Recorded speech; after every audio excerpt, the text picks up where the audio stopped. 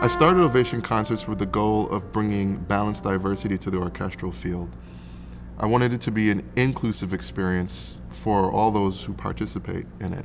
So I felt that there are some things that I could bring to the table that would help change what has historically been presented on stage. Our participation in the arts and classical music stems back hundreds of years, and that's one of the reasons that what you created in terms of programming is so incredible, because it brings the modern artists in touch and the modern audiences in touch with the historical roots, the composers that have been part of this field for hundreds of years. Part of the field, but not part of the educational field, I'd go Absolutely. ahead and say. So there are some methods that I really wanted to use that I've noticed hasn't been a part of certain groups that have taken the initiative to bring awareness to, for lack of a better term, this disparity in the history and how it's taught. One of the things that I really wanted to key in on is that there are several groups out there that are basically focused on African Americans or African Americans and Latino, and that's what's presented on stage, which I think is a tremendous feat to do. It's great for bringing awareness, but when we look at the statistics over the last several decades, we don't see the movement in terms of the numbers of musicians represented on stage and backstage and in the offices that administer these things. We don't really see, I hate to say it, but we don't see much progress. And when you look at the hard and fast numbers that the League of American Orchestras has put forward, in 1995, the League of American Orchestras put out statistics that showed the representation of African Americans in symphony orchestras was 1.3%. Fast forward to 2010, the number leaped to 1.8%, and it's plateaued at 1.8% in 2017. I think there are a lot of ways to address this issue, and I think that your series is a really critical one, bringing awareness and bringing experience of composers of African descent to a music school, to a conservatory, to audiences, to a curriculum, to programming. Those are all important things. What I have been clinging to, the great words of Martin Luther King, the fierce urgency of now. Like, I want to see these numbers change very soon. President Obama used that phrase. Right. Yeah. And when I started off, some of these groups didn't exist, and it's great now to see that the younger musicians have a few options now in terms of elevating their professionalism and networking, with musicians of similar background and similar experiences. In terms of making a living on the professional scale, the underrepresentation is still striking to me. It's staggering. Right. So one of the things that I wanted to do with Ovation Concerts is address a key component that I saw lacking in the whole diversity in the arts movement, and that is the educational component in terms of music history. It's a topic that I think we will introduce more people to consider. There is a lot of material to cover, and we do in fact only scratch the surface, but I think it is incumbent on the industry to tell a more inclusive version of the story, particularly in a climate such as we live in now. These are certain things that I go back to now, the Untold Legacies of Black Composers. Sort of a simple concept. People identify with things that are similar.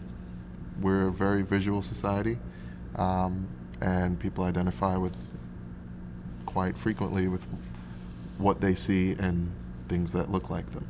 When those kind of things are missing out of history books and history classes, I think there's a significant portion of active musicians, of potential professional musicians, that just don't feel connected enough to want to pursue the rigorous training and discipline that is required of classical musicians, orchestral musicians. And I think it's important to learn some of these composers that have had a significant contribution, to the classical music field, and get their stories out there and see who that reaches.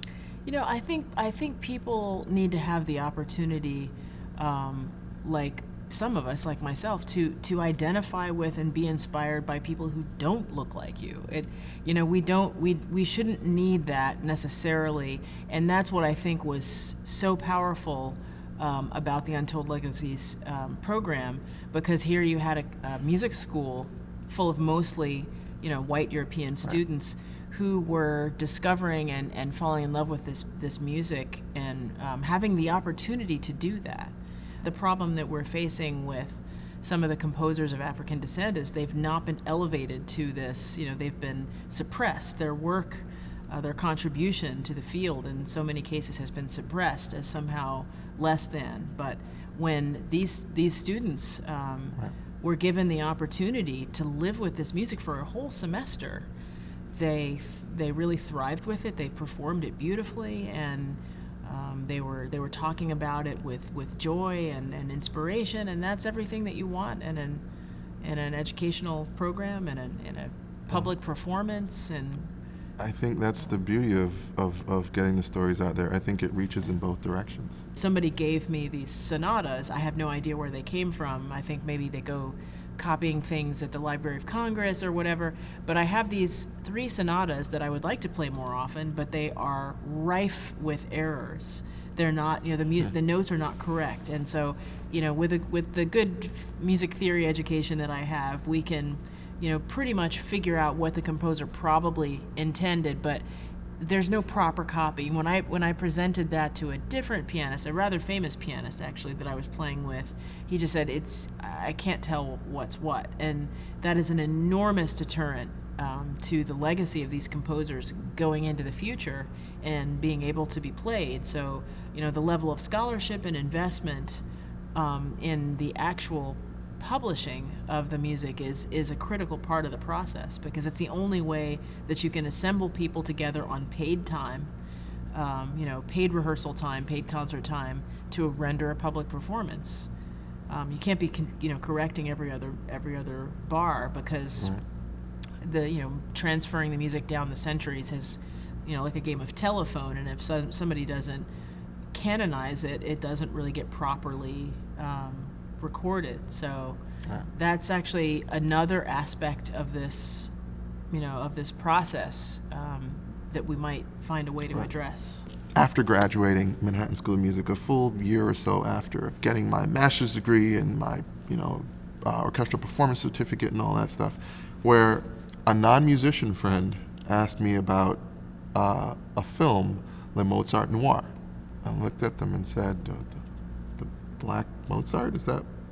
Heck yeah, Le Mozart Noir, I've never watched that. And this is a non-musician, thinking that, that's sort of the Amadeus level of film that musicians would know about, right? I speak to so many classical musicians, and they've all watched Amadeus and kind of grew up on it, regardless of age. Like, younger kids have watched that, and that's from the 80s, I think, that movie. So they were kind of shocked that I didn't know about Le Mozart Noir. So I watched the documentary, and I was floored. I'm like, I've spent my undergrad studying music history, and I've learned about Bach, Mozart, Beethoven, Haydn, Gossec, right? I was shocked that I'd never heard of Chevalier de Saint-Georges, and how could this not have been covered? I actually did come across, I'd say just when I was graduating from my undergrad, I came across, from the Eastman School of Music, I came across an African-American colleague who had graduated, I think, a few years before me, who did her dissertation on Chevalier de Saint-Georges. And as a result of her, I came to know a string quartet of his. And that's the only piece of his. I came to know of his existence through her, and I played this string quartet for years. I was inspired to know that he existed. The string quartet was not terribly inspiring, but I played it for many years, and that was that. But it really wasn't until you invited me to play this violin concerto, one of 14 violin concertos, that that I really took it upon myself to read the biography of his that I had owned for years and hadn't actually had time to finish. I was blown away, I was floored, I was inspired, I was obsessed. My mom could tell you. I was talking nonstop about the details of his life. He was an absolutely extraordinary figure. I mean, not just because he was a composer of African descent in Europe. Joseph Bologna, Chevalier de Saint-Georges, born in 1744, is one of the most transformational, extraordinary figures I have ever come across in history, period. And the fact that he is also of African descent is, and never mentioned in the context of studying music history, blows my mind. Because as I'm reading the biography about him, in the beginning I was thinking, okay, how is it possible? I think they're sensationalizing these details a little bit. How is it possible that they know so much? And the reason that so much is known about him is because all of his contemporaries wrote about him. Marie Antoinette wrote about him. The painter Elisabeth Lebrun, the famous portrait artist. Famous fencers from other parts of Europe who dared to challenge him, they wrote about him in their memoirs. John Adams, the American president, wrote about him. Everybody wrote about him. So how is it possible that this figure is so extraordinary and yet so absent from official historical record when he is recorded? It was a life-altering experience because as I mentioned, I have had the opportunity to know about Joseph Bologna de Saint-Georges. I think I remember seeing in the film, the book, of course, that I read, the Alain Guédé biography, goes into a tremendous amount of detail, not necessarily specifically about the violin concerti, but I do recall from the film they mention they're obviously featuring the violin concerti a lot, the concertmaster of Tafelmusik. And it's interesting that they say, for a black man in Europe, there were quite a lot of laws on the books preventing him from being an equal citizen in many respects. He enjoyed a very lofty position in society, almost got him killed with the French Revolution, of course.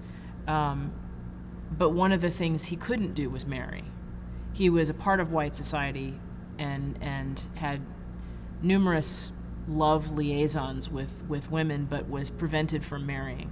It's said in this film that the violin concerti, though virtuosic and joyful on the outer movements, the inner movements always go back to this sense of melancholy over what he could not have in his life.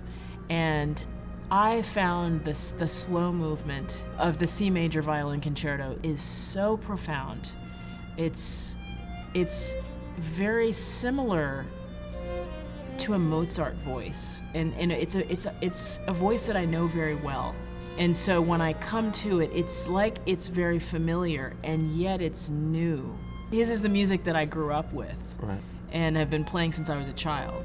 And there's something about it that is evocative of that, and yet it's very new. And from what we know from the film, he gave actually Mozart many of his ideas that we assumed were Mozart's. Right.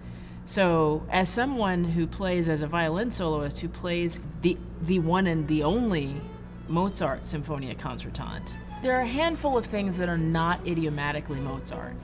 They're more virtuosic than Mozart ever wrote for the violin. And one of them is the passage that starts with the triplets.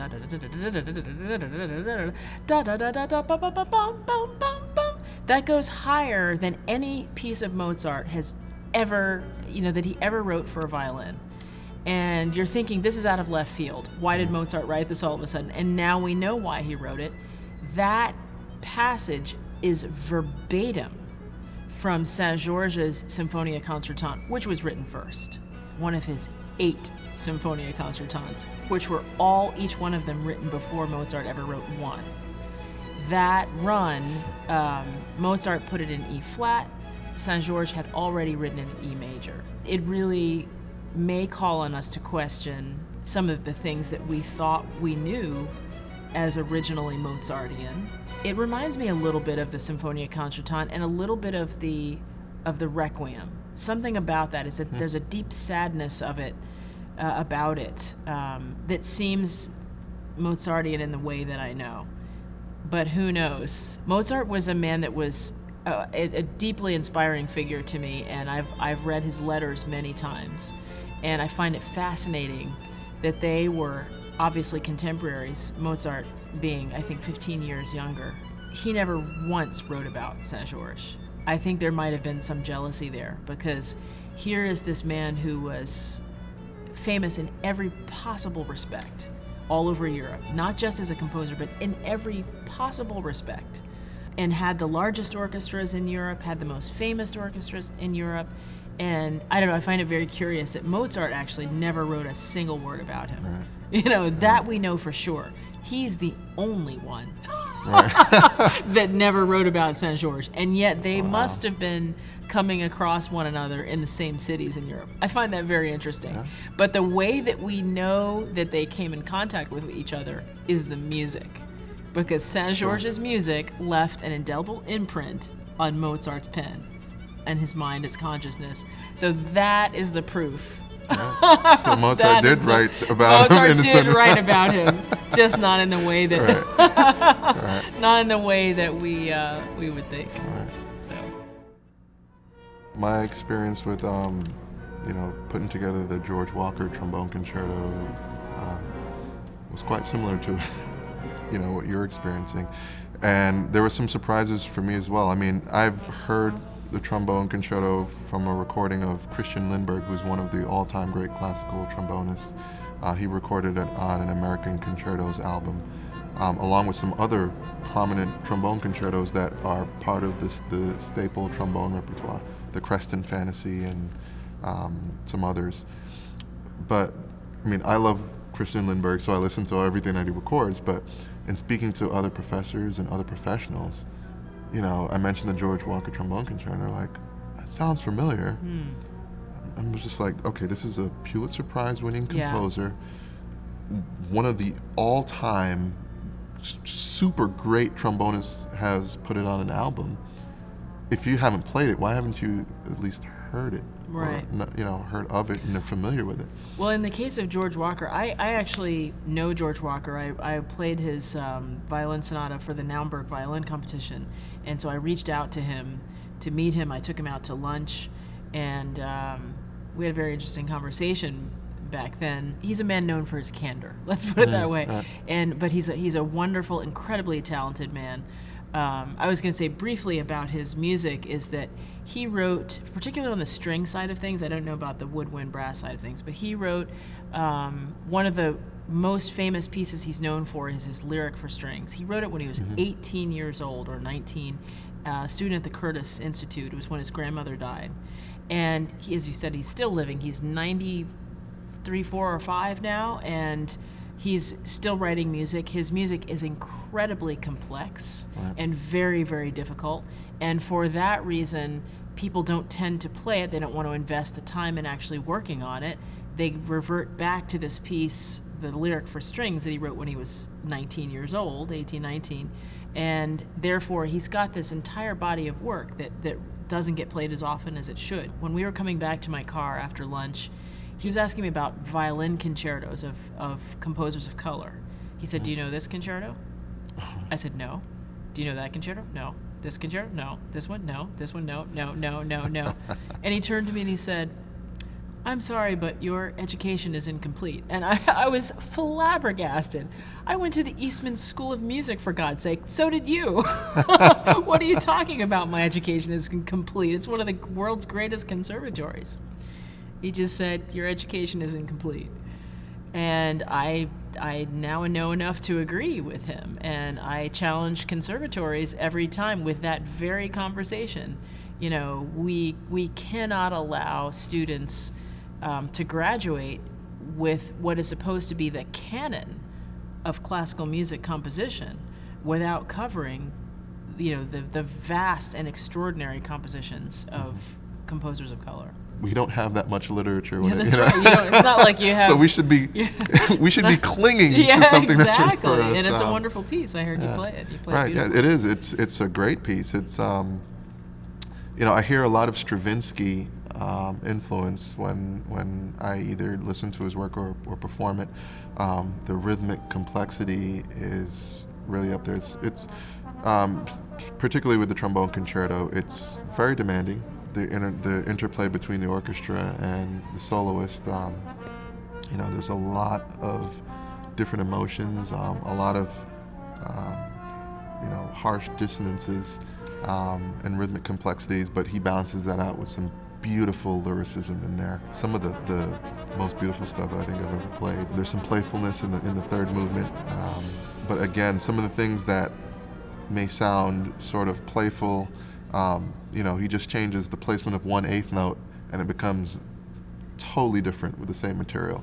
You know, I think only a true master can kind of, you know, conceptualize that and then execute it. It's rewarding once it, you know, you put it together and it comes together as he intended. It's magnificent, and you know, it's a real joy to work with that and have the musicians at Crane have a chance to be exposed to it. Yeah, and be inspired by it. Yeah, you know, so I'm hoping that, you know, considering our limited repertoire as trombonists, you know, that can really take its rightful place in the in the hierarchy of yes. Well, I want to thank you for being a part of the inaugural Untold Legacies of Black Composers. If you're interested in learning more about diversity in the arts, the Untold Legacies of Black Composers, you can check us out online at ovationconcerts.org. Stay tuned, more to come.